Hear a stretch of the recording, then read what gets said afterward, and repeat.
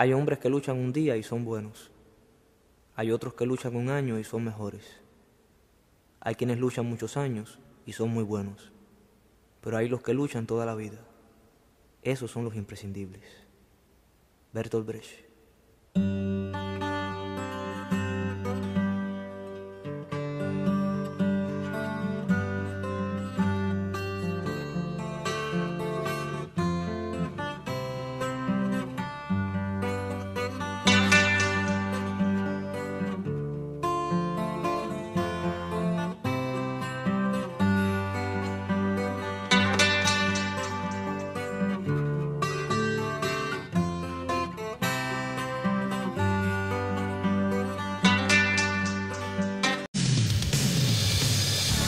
Formosa tiene mucho para contar. Por eso queremos hablar de historia en la radio. Historias de Formosa. Mi tierra se llama Formosa y es la frontera más hermosa. Un programa que te invita a preguntarle al pasado las cosas que nos preocupan en el presente. Un programa con el análisis de especialistas e investigadores, con anécdotas e historias de nuestra Formosa territoriana y provinciana. Historias de Formosa, una idea y producción de Asociación Civil, Centro de Capacitación Profesional para Concursos FOMECA.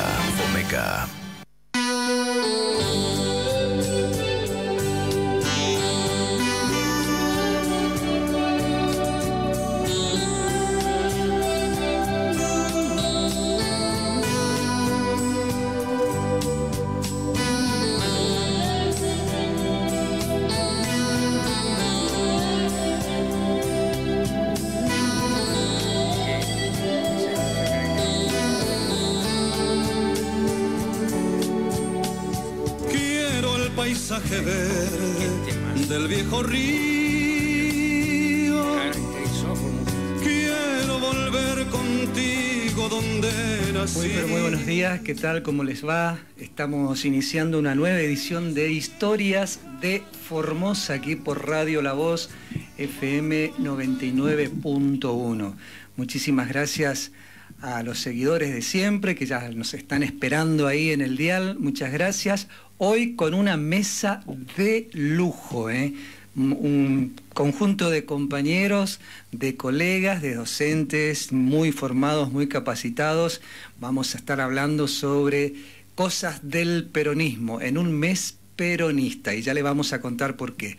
Pero antes quiero saludar y darle la bienvenida a mi compañero conductor de este espacio con quien conducimos desde el principio mismo de este ciclo de Historias de Formosa, a Gabriel, que está desde su casa conduciendo él por esta cuestión de pandemia, y quien les habla, Fabián Sinzig. Gabriel Barrio Nuevo, ¿qué tal? ¿Cómo te va?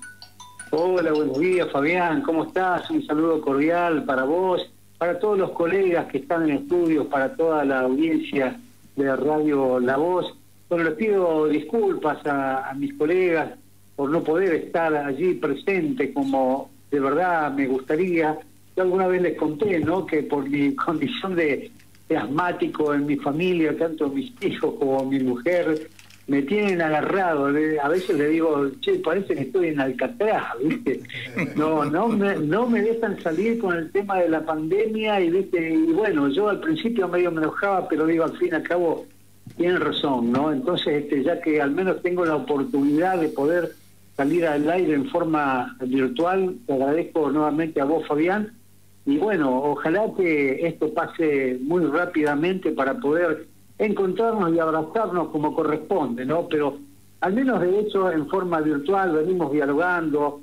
De hecho en la semana hemos dialogado con el licenciado Luis García, con Jorge Casal, el profesor Jorge Casal.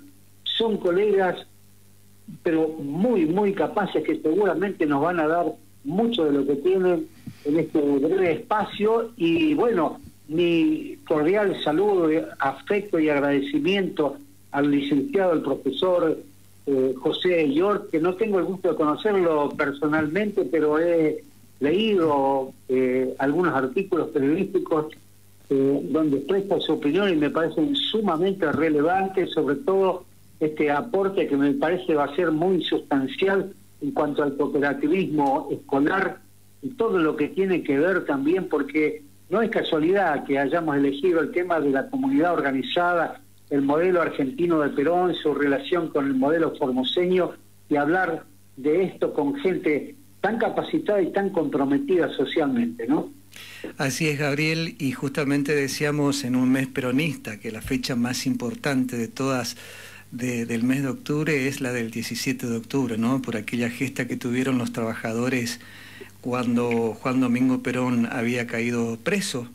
Y bueno, los trabajadores se organizaron junto a la CGT, incluso antes que la misma dirigencia de la CGT convocara al paro, ya los trabajadores estaban en la calle y ese 17 de octubre fue el nacimiento de los trabajadores, el nacimiento político, digamos, de una nueva expresión política, en este caso de los trabajadores de la República Argentina, y a partir de ese momento hasta el día de hoy el peronismo se encarnó, vivió, se reprodujo en las masas populares, en los trabajadores de la República Argentina, y quién sabe por cuánto tiempo más. Y justamente por eso los invitamos a estos compañeros, que son colegas y amigos.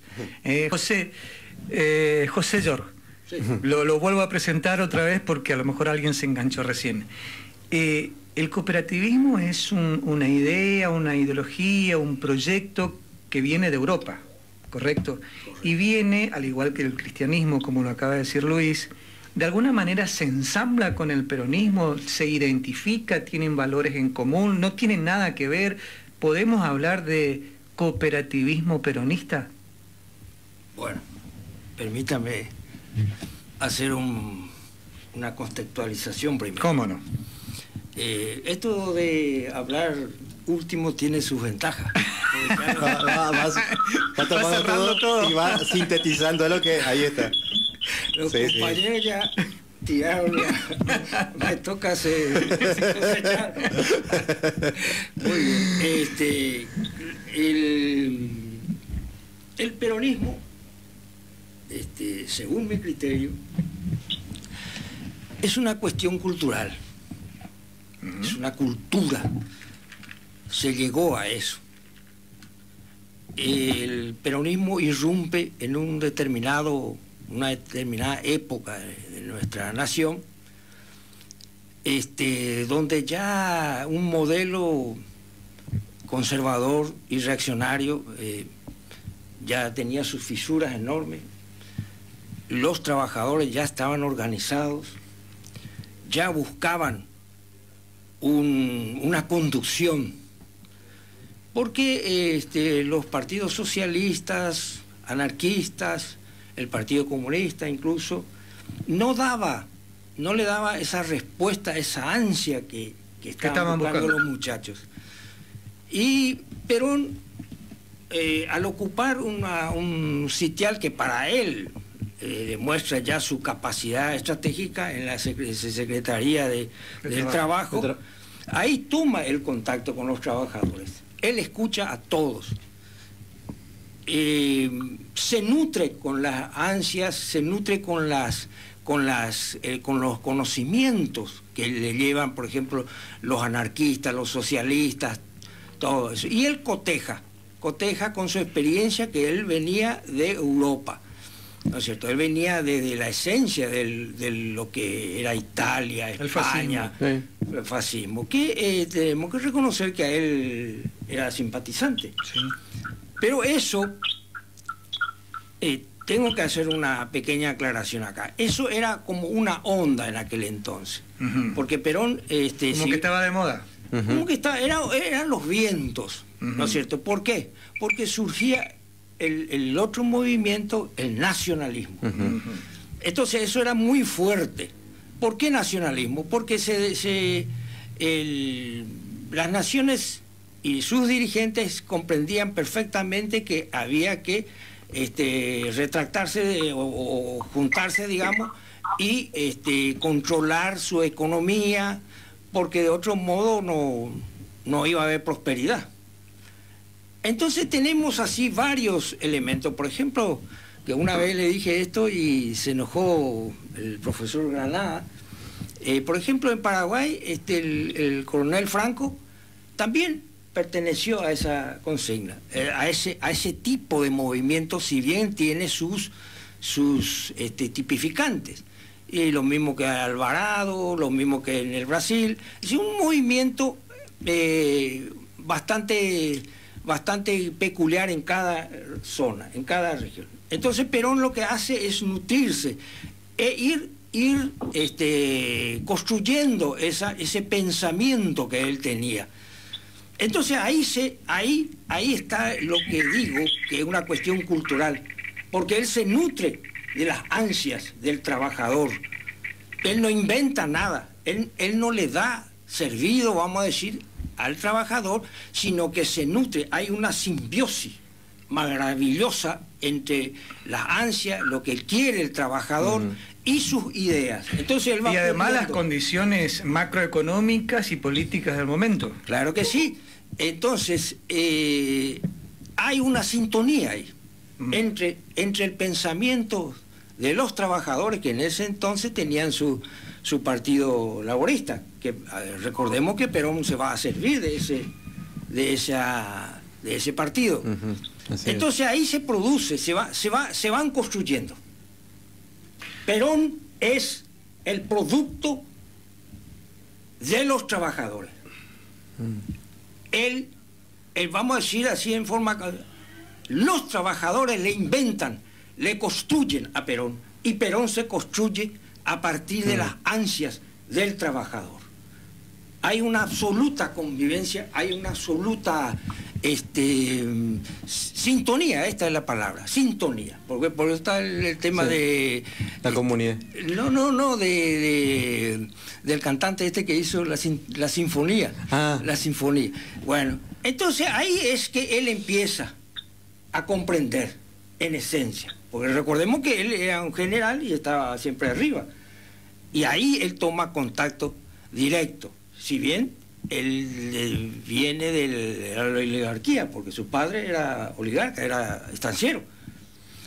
Entonces ese es el encuentro, mucho más interesante todavía que el 17 de octubre, porque el 17 de octubre no hubiera ocurrido si este encuentro no se hubiera producido. Este encuentro en esas largas discusiones, en esas largas conversaciones, donde ambos se van haciendo. Uno se construye con el otro. Y eso ya no se va a romper. No se rompió y no se va a romper este encuentro. Muy bien. Entonces... Quiero hacer un pregunto ahí, José, vos que sos un estudioso del tema. ¿Por qué lo logró Perón y no logró otro dirigente? Digo, evidentemente ser conductor, ser dirigente es una virtud que la tienen muy pocos. Que tengan preparación muchos dirigentes, es cierto, hay cuadros políticos por todos lados y muy buenos y excelentes. Ahora, que además de ser un cuadro político, pueda dirigir, y sobre todo a una masa que puede ser homogénea o puede tener diferencias, que distintos sectores, y que Perón haya logrado eso, estamos hablando evidentemente de una persona preparada no solamente como cuadro político, sino preparada con otras cuestiones. Por eso con otras te reitero, hubieron muchos otros cuadros y tal vez superior a Perón, ¿no es cierto?, en preparación, pero no tienen lo que acá hablaba el compañero de la sensibilidad. Para captarse, para encontrarse con el trabajador. Para conectarse. Ahí hubo, como digo, una simbiosis. Este es el gran detalle. Indudablemente Perón es uno de los grandes conductores del mundo, eso no hay ninguna duda. Y de los mejores oradores que tuvo el mundo también. Claro, pero eso no es lo sencillo.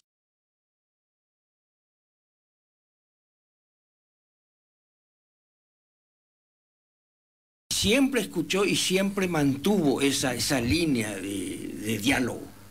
Esa es la diferencia fundamental. Ahora, permíteme. Sí. Así se fue construyendo. Insisto con esto. Se construyeron ambos. Y se hizo en un encuentro que se llama Movimiento Nacional. ¿No es cierto?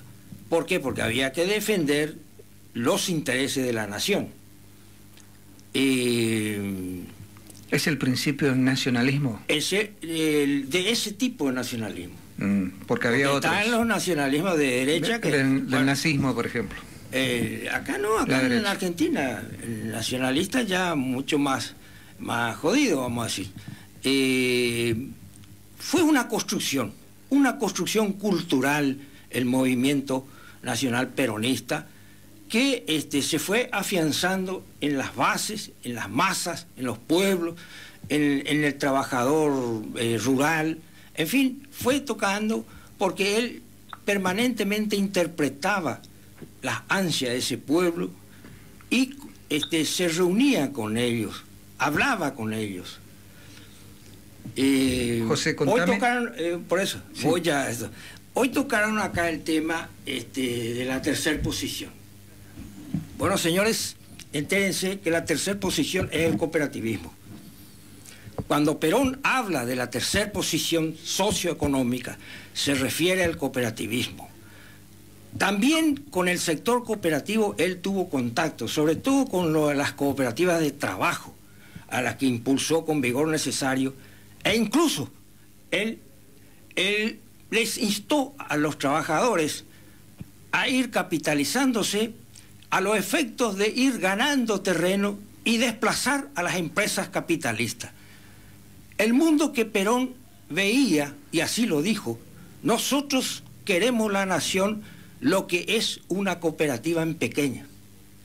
Y calificó a las cooperativas como custodios de la soberanía nacional, en razón a que un solo centavo no se van de las cooperativas al exterior, ni jamás se ha pagado la deuda externa del sector cooperativo. Entonces él fundamentalmente tuvo un encastre con las cooperativas, con la Federación de Cooperativas de Trabajo y con las cooperativas agropecuarias. Con Inagro se funda a partir de él. En ese momento, en esos instantes, se fue fundando el cooperativismo peronista o el peronismo cooperativo.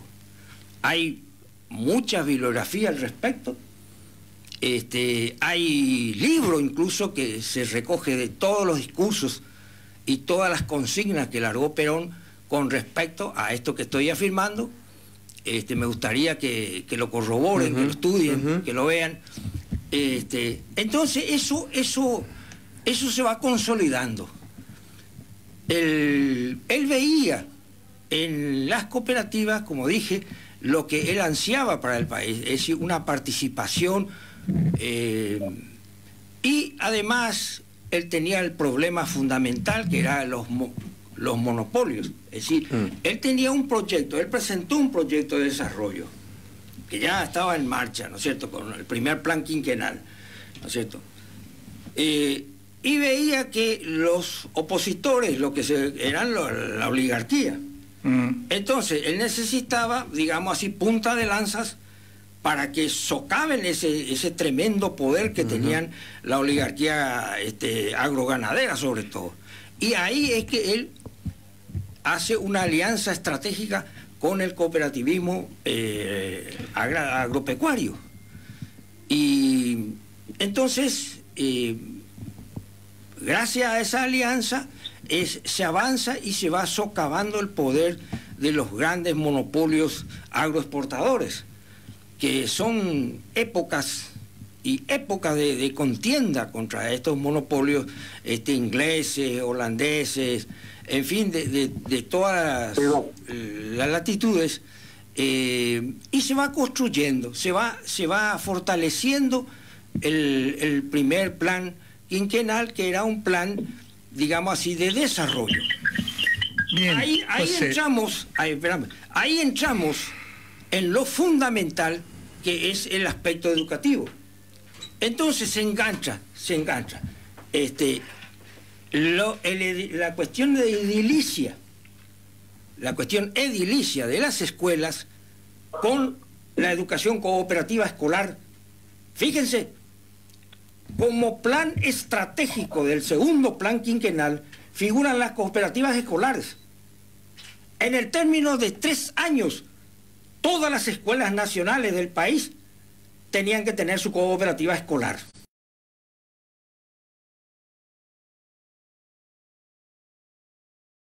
¿Qué le dio tanta importancia al cooperativismo? ¿Por qué? Si uno lee el segundo plan quinquenal, todo es cooperativa. La minería, la agricultura, todo tenía que ser. Y es por lo que dije. Cuando él hablaba de la tercera posición, estaba hablando del cooperativismo como sistema socioeconómico, superar al capitalismo. Porque acá lo que se trata es superar el capitalismo, porque nos desgracia el capitalismo. Justamente, porque es otra posición. El imperialismo yanqui.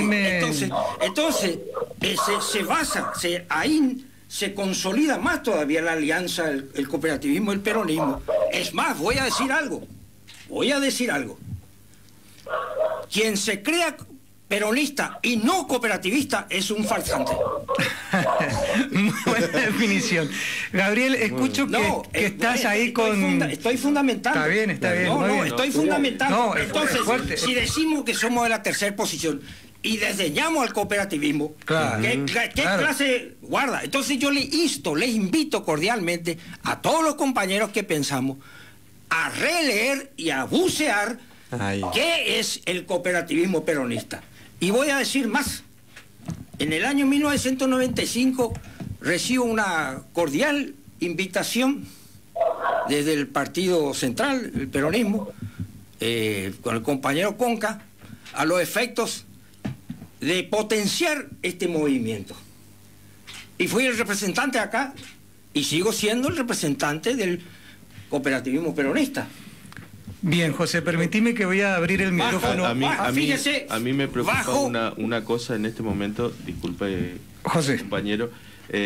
Gabriel parece que nos está queriendo tirar los perros. No sé Gabriel, nos estás tirando los perros encima. ¿Qué pasa ahí? Tengo alguna dificultad para escuchar, por eso yo quería proponerle, si les parece, hacemos una breve pausa que estaba pautada, pero que ya nos pasamos en un tiempo y lo retomamos, puede ser así. Sí, así arreglamos un poquito el audio para que nos escuches bien. ¿Cómo no, Gabriel? ¿Cómo no? Yo invito a la audiencia, si te parece, a escuchar un tema que se llama Niño del Más Allá de Aníbal Mitaí Céspedes, y también un pedacito, señor operador, si se puede, de Canto a Terruño de José Chamigo Cabral. ¿Puede ser? Mientras coordinamos eso. Muy bien, ya volvemos. Historias de Formosa, una idea y producción de Asociación... Vengo a invitarles y a decirles que están todos convidados a conocer mi tierra. Les traje un pasaje desde mi corazón para que vayan para allá, la conozcan. El pasaje es de ida solamente. El que quiera volverse, que se vuelva, pero no se va a volver nunca más. Formosa, mi tierra hermosa, aquí te he venido a cantar. En mi país, en Argentina, que tanto he añorado.